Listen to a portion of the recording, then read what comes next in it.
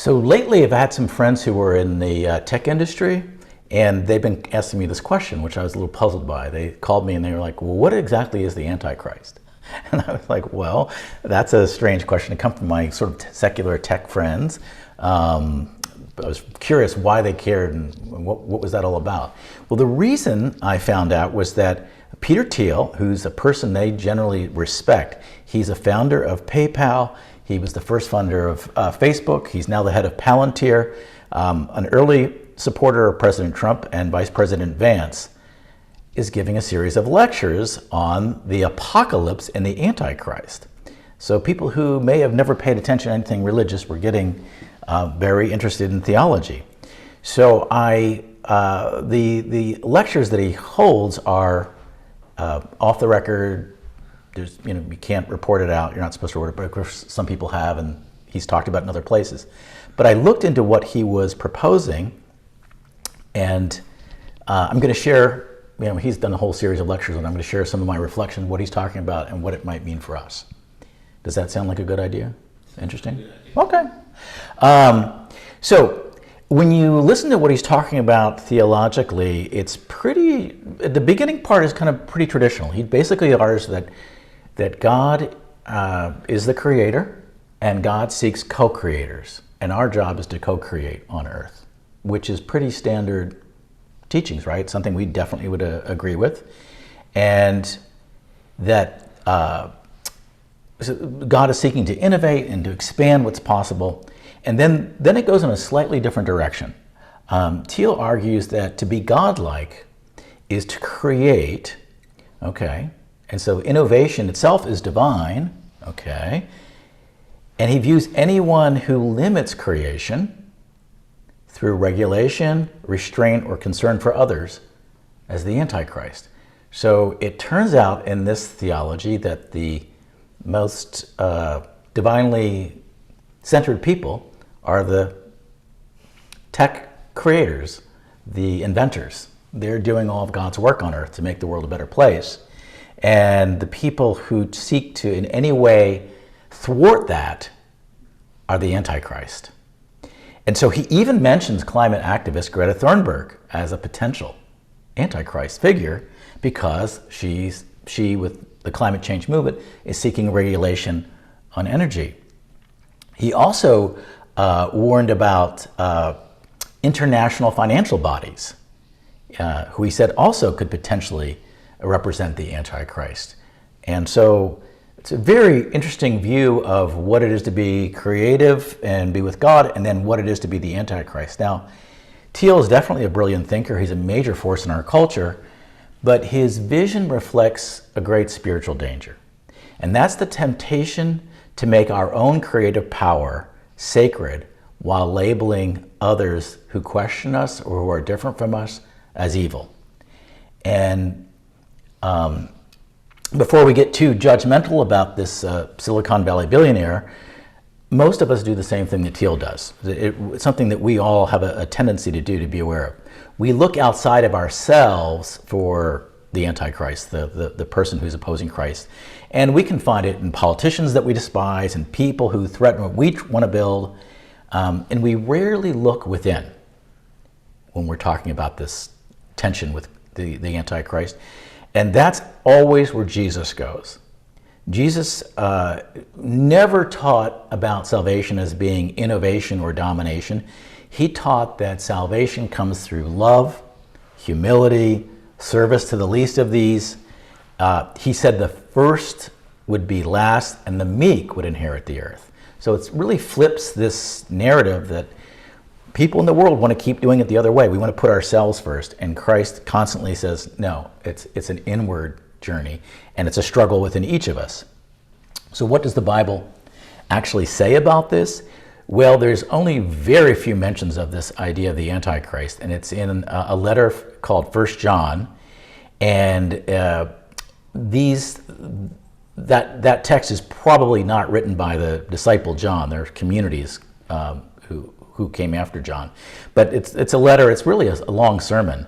And what they're describing is a pattern of hypocrisy that was emerging in their little faith community, the Christian community that's starting up there. And it says that they went out from us, but they did not belong to us. And what he's talking about in a nutshell is that there were people who were in the Christian community, they went out and they used the faith for self-interest instead of service. So they're being called out for that. But this idea of the Antichrist as being used as a weapon and a scapegoat has a very dangerous history. Christians began labeling others as Antichrist. The Protestants labeled the popes as Antichrist. The Catholics labeled Martin Luther as an Antichrist. People who had political enemies were the Antichrist. Heretics were Antichrist. Reformers were Antichrist. Each side was defending their truth, and they projected outward that outward group, those people over there, they're the problem, they're thwarting me, they're the Antichrist. And this has happened throughout history. One of the most dramatically dangerous ways that it's happened is with the Jewish community. The Jewish community has been often used as a scapegoat and defined as the Antichrist. And that has led to a history of pogroms in medieval Europe. It led to the Inquisition in Spain and Portugal. It led to Nazi propaganda that drew on centuries of Christian imagery of this Christ killer Antichrist. And it lives to this day. I know that when I was growing up, I talked to a friend of mine one time, I was a teen, and I said something about the Jewish people in the neighborhood, and he said, well, they're Christ killers. So that's, up to the modern time, a young kid who is theologically completely unsophisticated is passing this thing down about the Jews as Antichrist. So I was stunned at the time, but I'm now watching anti-Semitism on the rise again today. And that should make us very concerned when we're talking about scapegoating groups of any kind throughout history, and that's one to be particularly concerned about. So history shows that when we project out there, they're the Antichrist, they're the problem, we're the good guys, they're the bad guys, every time that we do that, we end up in a very dangerous situation, and a really dangerous situation spiritually. So any theology that is reinforcing that group over there, they're the Antichrist, we're the good guys, they're the bad guys, it doesn't reflect the teachings of Christ, who said, if anyone says, I love God, yet hates his brother, he is a liar.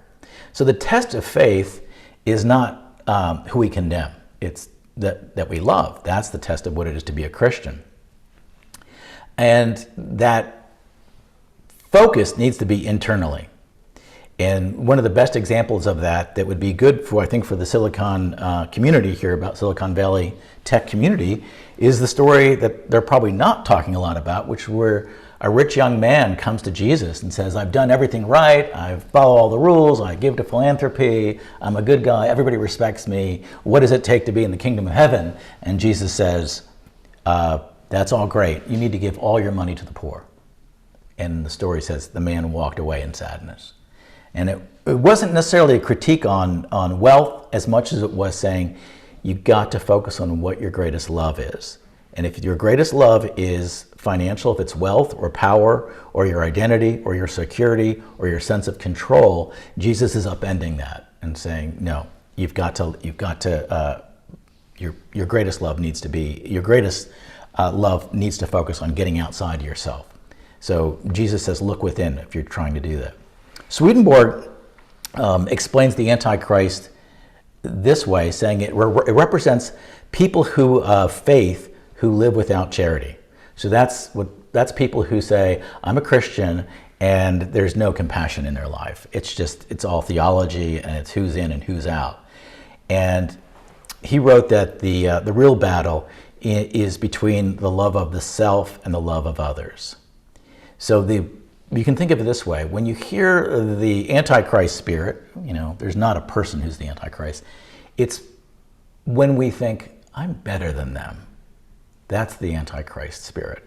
When we hear the voice that says of others, I love them because God loved them, and that's what it is to be a Christian. That's the Christ spirit. In our tradition, Swedenborg taught that we're not judged by our beliefs. It's not the doctrine that we espouse. It's by our ruling love. What do we love the most? What do we defend most fiercely? What do we cling to, even when it hurts others? And that's our ruling love. And our ruling love as a Christian, should be loving the neighbor, loving the least of these. And we all have these voices, and we have them at different times, and sometimes one's louder than the other. And it comes at us always from a surprising side. We learn to justify condemning certain others because they're so horrible and we're so good. As soon as we do that, we're told to reflect, because heaven and hell are not distant places. They're really states of living that we're in right now. And every time we choose love and compassion, even though it's really hard and it's courageous to do it, we're bringing heaven into our life. But every time we choose contempt and condescension, we're creating hell.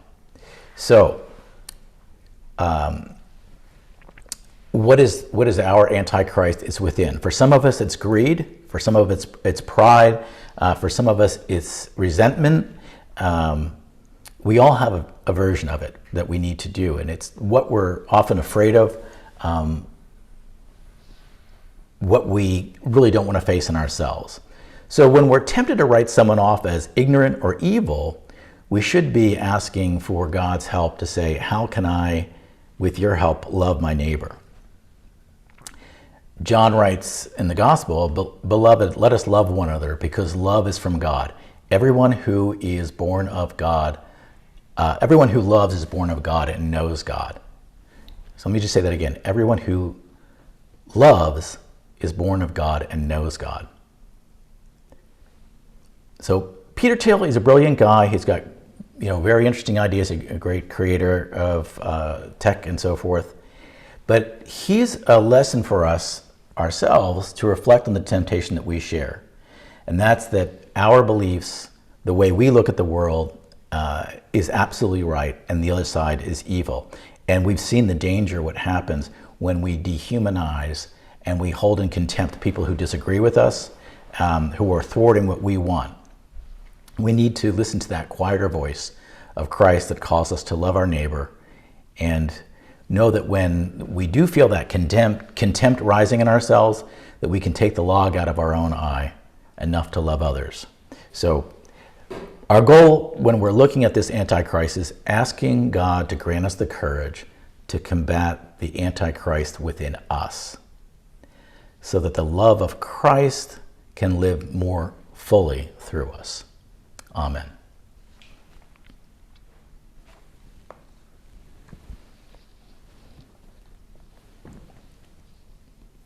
And I see there's something in the chat. Okay, we got a question in the chat, so I'll read it out loud. Rich Matthias on the train. I love that he stays connected through these trains. Hopefully the connection will remain. So he says, I find it hard, ironically, not to look at Peter Thiel as the Antichrist figure. He believes he can create eternal life by himself. Believes he's more enlightened than all mankind. He believes that he has the absolute power to do good. That feels to me dangerous and frankly evil. Am I wrong? Well, it is. I will just have to acknowledge the irony of what you're saying, Matthias, because the Antichrist would be focused on all those things. Peter Thiel also runs a company, that Palantir, that is involved with security and looks at every piece of data about people all over the world. So if you were going to write a movie about someone who's like up to something, it would be, I see your point. But I think we want to resist that temptation, and many people have definitely see what he's up to and say, okay, he's the Antichrist, or President Trump is the Antichrist, or whoever it is in the day. I would say in our tradition, it's not a person. Okay. There's certainly very evil leaders at different times. I look right now at the leader of Russia and the damage just one person on one quest has done. It makes no sense, serves nothing, but so many lives have been lost and will continue to be lost just because that happens. And we've certainly seen it throughout history.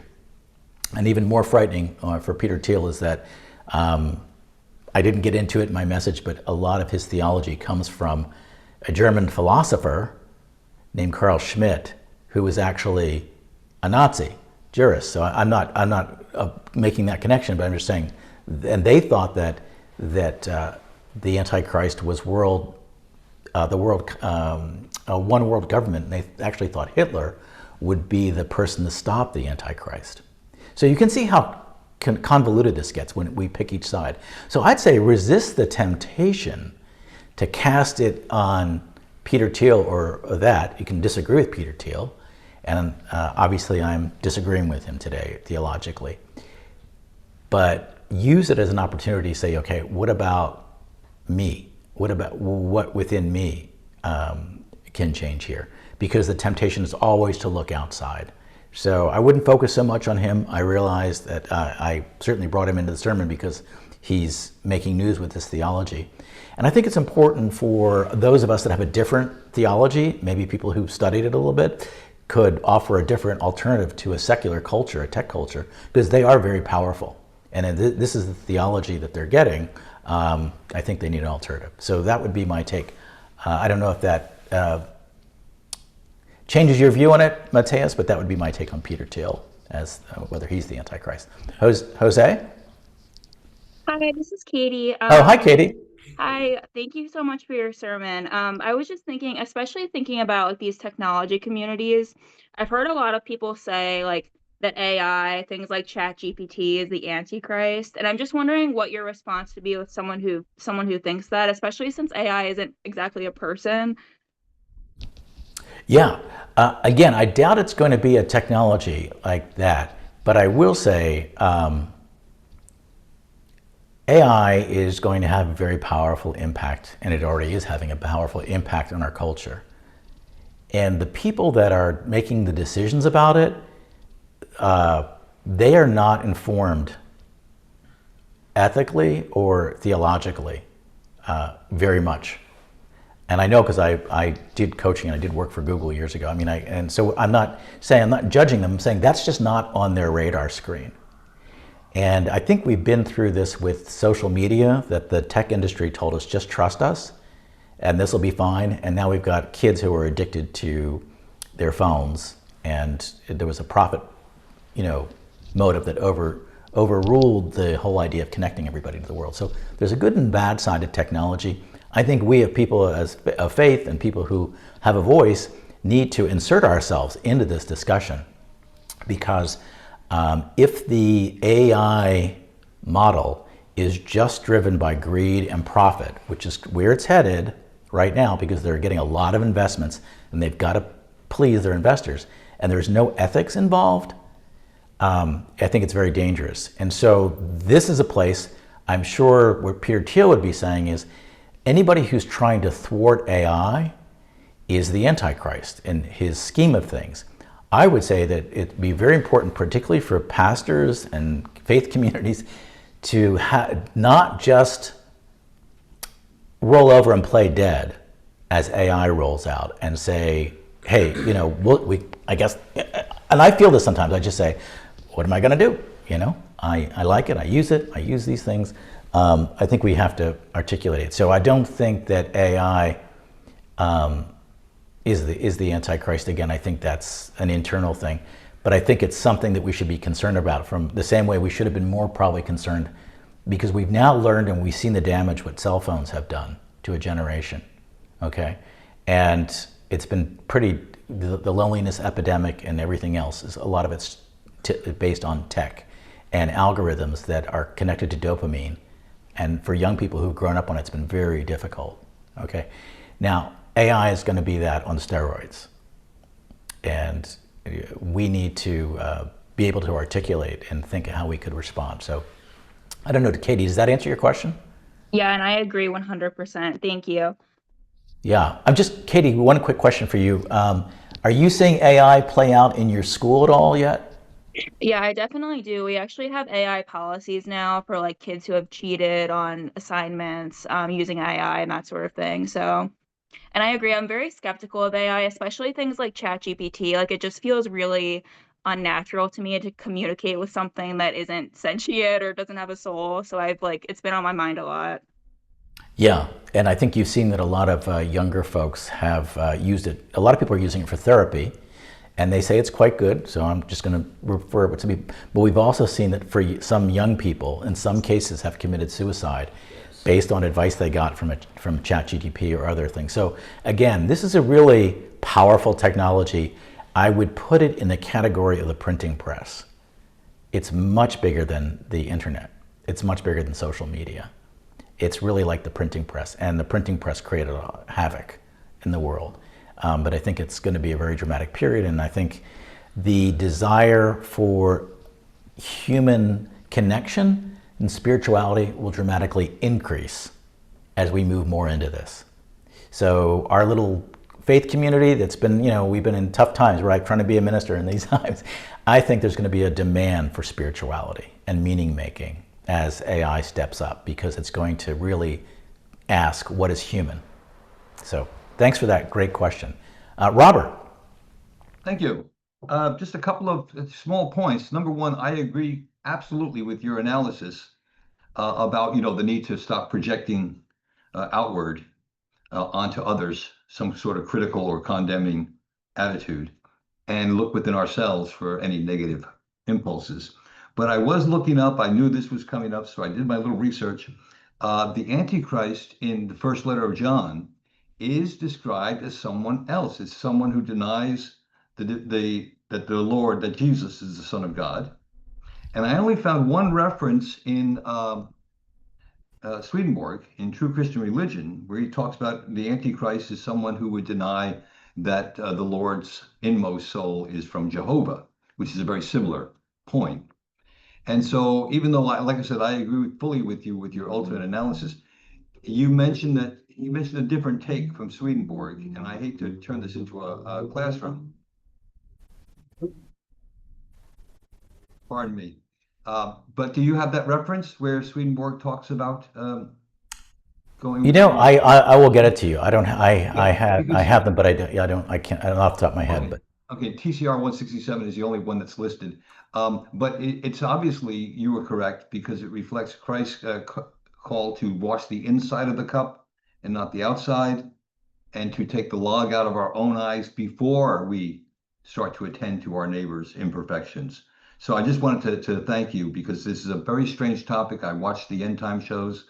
They are scared out of their boots that Antichrist is around, and they have their different ideas about when this person will take the throne in Jerusalem. So obviously, I'm glad you shared this with myself and others. Very refreshing and calming. Thanks. Yeah, one interesting thing that you just pointed out is that there's a whole new theology, and I could do a whole sermon on this, around the rapture and the second coming of the end of times. And so this Antichrist that is in 1 John is now stuck into apocalyptic stories of Revelations to predict, like, that the head of the United Nations is the Antichrist, and there's whole stories. So a generation of folks have been raised on these books called the Left Behind series. And for them, that impacts their politics. It affects their theology, and so it's really out there. And we have such a different view of what that all means. And I think it's important for us to get our message out too, of a different perspective of what that is. So yeah, thank you, Robert, for that. And I'll get those passages. There was a couple that I thought were maybe they were more tangentially Swedenborgian, but yeah, I'll dig those out. I put them in, and I actually pulled them out of the sermon because most people are not interested in where it came from. So in another version I have it. Thank you. Natalia. Good morning, everyone. Good morning, Rich. Thank you. Good morning from Hawaii. Yeah, good morning. Thank you again. I love your sermons. You always bring very interesting topics. And I appreciate this angle that you undertook, talk about how we reflect on God, or how we reflect on like Antichrist. And I understand that Antichrist or Antichrist, it's the same as devil. It's another name of the devil, right? Satan or devil, or is this correct? Well, I think in where John is writing that letter to people, and where it comes up, I think he's talking about people who have kind of are using the faith for the wrong reasons, that they're operating nefariously So I wouldn't say that First John was talking about the devil. And that the devil itself is also, like the Antichrist, they're often put together. And a lot of artwork that you would see, you'll see like Judas being whispered in the ear by the devil or the Antichrist. So they are often convoluted into the same thing. In both cases, though, just in my opinion, I think they're not so much personas. Like, I don't personally believe there's a physical or there's an actual being called the devil.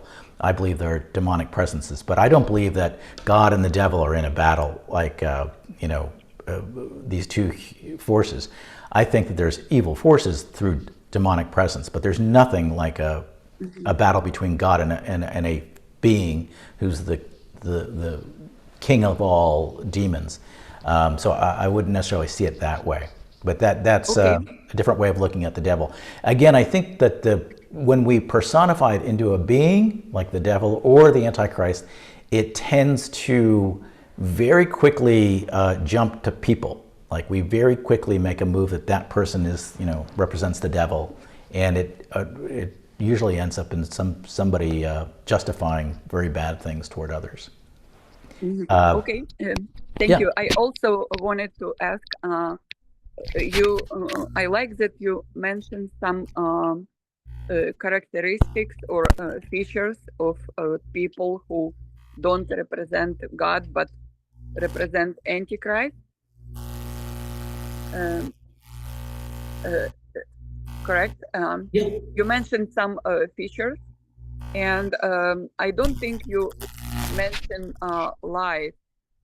And if you can address Antichrist as a liar, because you brought up Putin, and Putin is just a liar. He lies to his people, he lies to international community, and basically every his word and every his presentation is a lie.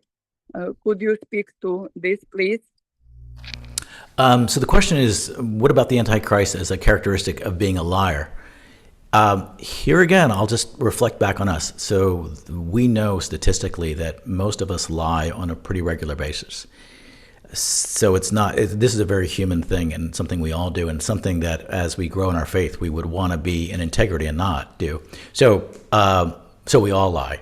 And are there people who are out there lying? There are people out there lying. More troubling, though, for me, is that a lot of people who espouse things that I find, like, let's say, Putin, or even this theological understanding of the Antichrist in Silicon Valley, they believe it. They're not lying. This is that they believe. And so that can be as equally as dangerous as like saying, oh, I know this isn't true, but I'm going to say it anyway. I think a lot of people believe those things. And I would say, even if I could get into Putin's head, which I can't, I bet that he would think that there's a justification in his mind that is not that he's lying about things, although he's fast and loose with the truth, as are a lot of politicians. But yeah, so again, I think we can think about people, we can think about lying, but the most important thing is, what are we lying to about ourselves? Like, where are we lying? And therefore, what are our blind spots? And all spiritual growth happens when we become aware of our blind spots spiritually. So I would flip it back and say, where are we lying? Next, I'm going to go to Jimmy here in our studio chapel. I heard you mention something about hell. So would hell be an Antichrist situation? So the question is, how does hell play into it? And what I was saying basically is, in our tradition, you don't go to heaven or hell so much just when you pass into the next life. You start living in it right now. So in our decision making, we start living in either a heavenly state, or we can choose a hellish state right now. Which would be if you want to connect it to the Antichrist within us. And that's when our dark side. And so what kind of makes our tradition unusual is that most Christians would say, so when you die, you're facing a judge, and the judge kind of looks at your whole life. And in some traditions, it would be, did you say the right words? Did you believe in Jesus Christ as your Lord and Savior? You're in. You didn't? You're out, regardless. Or it might be, Our tradition kind of has a different view, which is you gravitate to the community in the next world that shares your greatest love that you developed here on earth. That could either be a love of others and kindness and community and caring. It could be a love of selfishness, greed, and you'll be with that community. So it's not so much a judgment. Our judgment is really the decisions we're making in our daily life here. And we move to those communities in the next life. And that could be, it could be if you want to say we have a Christ and an Antichrist within us, if you're choosing hellish energy constantly and condemning, you're coming into that, you're choosing that. Exactly. Exactly. Yeah. Katie or Jose, and then Ross. Hi, yeah, it's a twofer. This time it's Jose. So I just wanted to send compliments. I love that the companion reading was that bit from the Screw Tape letters, and I like that it. At least what I'm drawing from that is that we don't need an antichrist to be real. We don't need a big bad like Voldemort to make things worse. That the safest way to hell is to just make all sorts of little choices over the course of your life, and just in case anyone isn't aware, like the Screw Tape letters are sort of ironically written by C.S. Lewis. The Screw Tape is the name of a demon who's giving advice to, I forget, his nephew or something, but an up and coming demon. And it's in the course of that letter that he uses that phrase after like just a couple of lines before he's explaining to this kid demon. You remember, you don't have to try to persuade someone to commit murder. Like if playing cards is good enough to get him on the path to hell, just settle for that. That's fine. And sign sincerely your Uncle Screwtape. And so I love that drives home that point that it's all those little choices. We don't have to actually be concerned that there is an actual antichrist out there to embody all of this evil. We can make enough of it on our own, just through those small choices. Yeah, beautifully said. And thanks to Katerina who suggested that text be added. I love C.S. Lewis and find C.S. Lewis is if you don't know, he's probably one of the most powerful modern theologians, in the last century, right?